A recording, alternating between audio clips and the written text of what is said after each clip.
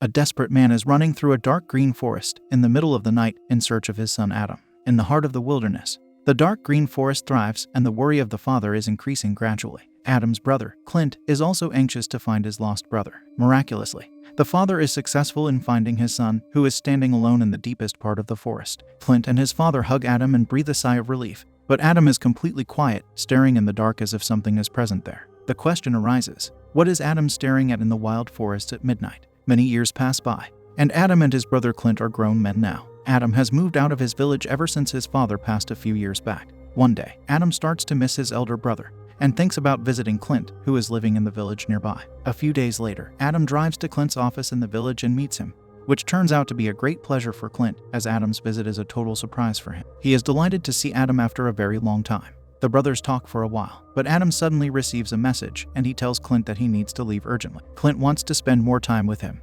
Therefore, he invites Adam for dinner at night in his house. Adam promises Clint that he will try his best to come over for dinner. At night, Clint and his wife, Sophie, along with their 2 kids, are waiting at the dining table for Adam to arrive. Adam arrives and apologizes for being late. Clint doesn't care, he's just happy he came. The entire family eats dinner together after a very long time. Sophie goes to the kitchen to wash dishes, and Adam decides to help her. Sophie tells Adam how much Clint misses him. Listening to this makes Adam happy, as he also missed his brother while being away. The reality is that Adam and Clint are quite the opposite of each other. Clint is a tough and adventurous kid and loves hunting, whereas Adam is a lazy person who thinks that animal hunting is an element of violence. This is why Clint also bullied Adam when they both were young kids. The situation has changed ever since their father's loss, as the distance between both brothers has increased, which made them realize the importance of each other. This is why Clint and Adam miss each other so deeply. However, after dinner and talking with Sophie, Adam visits the basement to have a look around the house and gets fascinated when he reaches the basement, as he finds hunting equipment. He looks through the sharp sniper guns and different other types of weapons.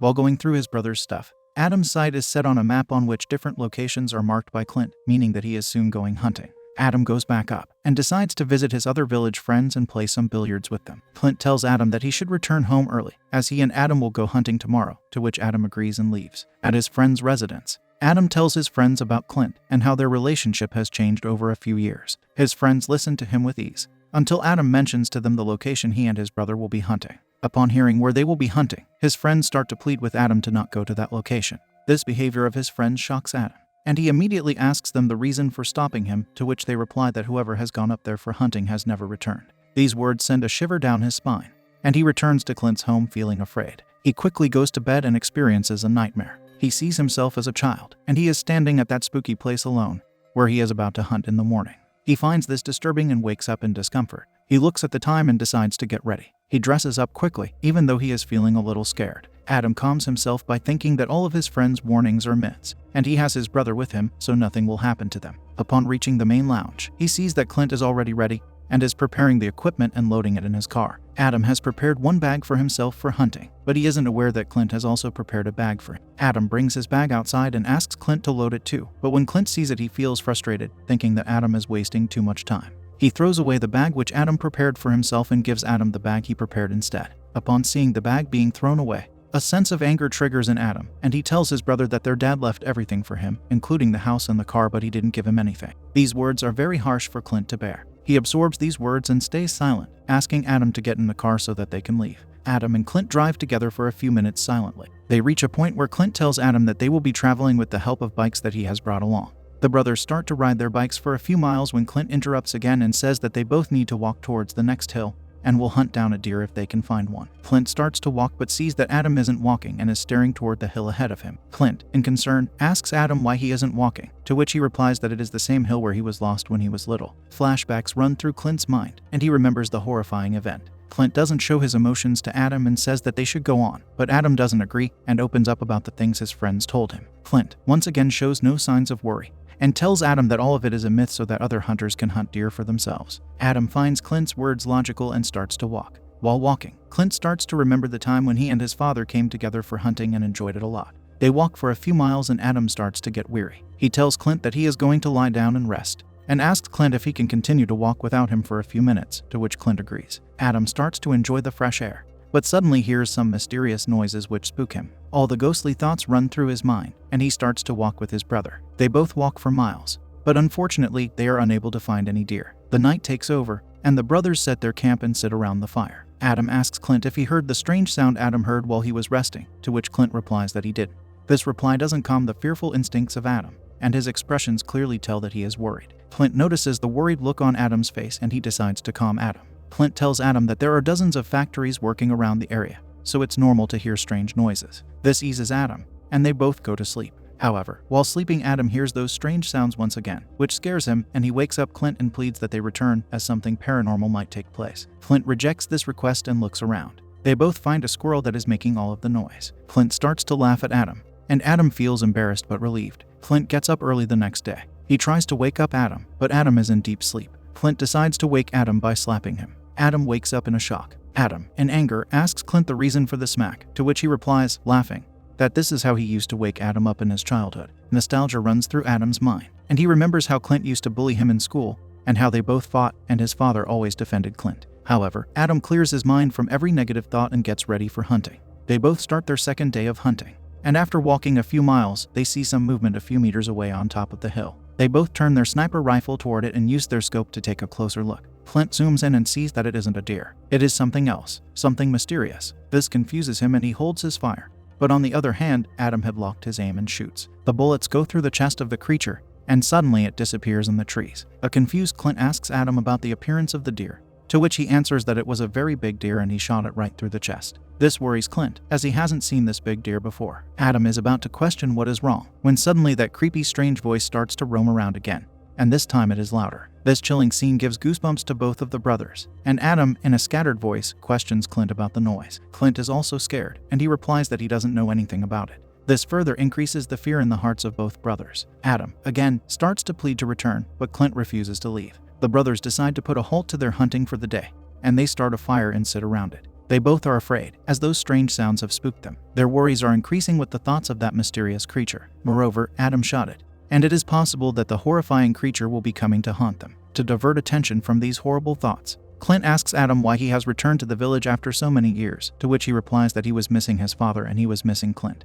He also mentions that he came to revive the childhood memories he made in the village. Upon hearing this, Clint tells Adam that he should have been coming to the village very often, as their dad missed him very much. But Adam's reply isn't according to Clint's expectations. He replies that he couldn't make a proper father-son bond, as their dad loved Clint more, and he blames Clint for this. These words are heart-wrenching for Clint, and he tells Adam that all of this is nothing but Adam's useless doubts from his childhood. He tells Adam that he should forget them, as Clint will now try to be a better brother than he was in the past. He immediately says that he is going to sleep, but in reality, he is just acting as if he doesn't want to hear any more from Adam. While he is asleep, Adam has the same dream again, in which he is standing alone in the same position where he got lost in childhood. Adam wakes up and breathes heavily. They both get ready and set out for camping again. They keep traveling for a few miles, and when they reach the top of the hill, what they see makes them question their decision to come hunting. They see a mysterious cave that is covered by deer skulls. This view makes Clint regret his decision, and he immediately pleads with Adam to leave, but Adam starts to behave abnormally, says that he has been here before, and decides to walk towards the cave. Clint tries to stop him, but Adam pushes him and continues to walk. Unfortunately, his foot slips and he falls from the hill. He screams, and Clint immediately rushes down to help his brother. Clint checks up on him and finds that he has broken his hand. Clint panics and immediately takes Adam down to the place where they set up their camp.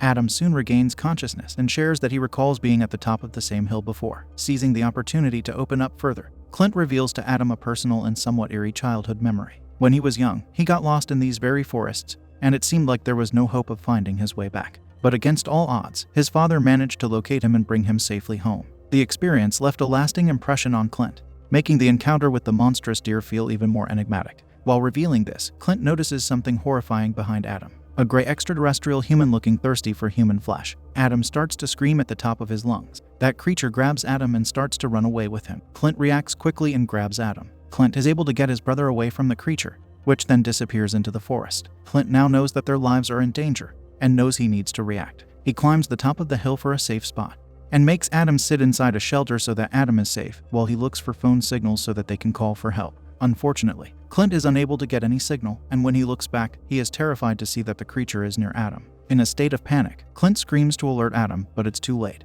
Adam is helpless because of his broken arm. The scream makes the creature attack Adam, and it grabs him and runs away. Clint's heart races in terror, but he knows he must act swiftly to save Adam's life. Summoning all his courage, he readies himself for the horrifying journey ahead, and approaches the dreaded cave with its entrance adorned with eerie deer skulls. Night is upon him, enveloping the forest in darkness, adding to Clint's trepidation. Yet, driven by the desperate need to rescue his brother, he bravely steps into the unsettling abyss. The pungent scent of fresh deer blood scares Clint, and the dim glow of his torch reveals the ghastly scene of freshly torn deer flesh. The unsettling ambience sends shivers down Clint's spine, but he presses on, determined to find Adam. As he ventures deeper into the foreboding cave, his heart sinks as he spots Adam covered in a grotesque mantle of deer skulls. His once lively eyes are now consumed by darkness. With all his might, Clint attempts to free Adam from the nightmarish grasp of the creature's malevolence. But his efforts prove futile as the ominous presence emerges from the shadows, revealing itself in all its terrifying glory. The sun rises, and Clint finds himself in horror. He knows that the creature will now soon take his brother's life.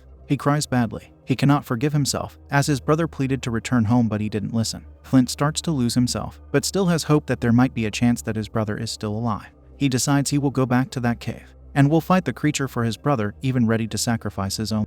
Before leaving, Clint calls his wife and says that he loves his family and children. To his bad luck, his wife isn't able to hear anything properly due to poor signal, but he doesn't know this. He starts his bike and rushes towards the cave. With determination in his heart, Clint reaches the cave entrance and ventures inside, desperate to find Adam. As he delves deeper into the cave's darkness, he discovers Adam's presence, but something is wrong. Adam's eyes, which had been consumed by darkness, now return to normal, but he is trapped amidst the eerie deer skulls, visibly injured and in distress. Confused and fearful, Adam observes Clint's actions. He notices that Clint's eyes have turned completely black, mirroring the terrifying encounter they had before, as if they are stuck in a haunting loop. All the events that occurred after their initial entry into the cave seem to exist only in Clint's mind.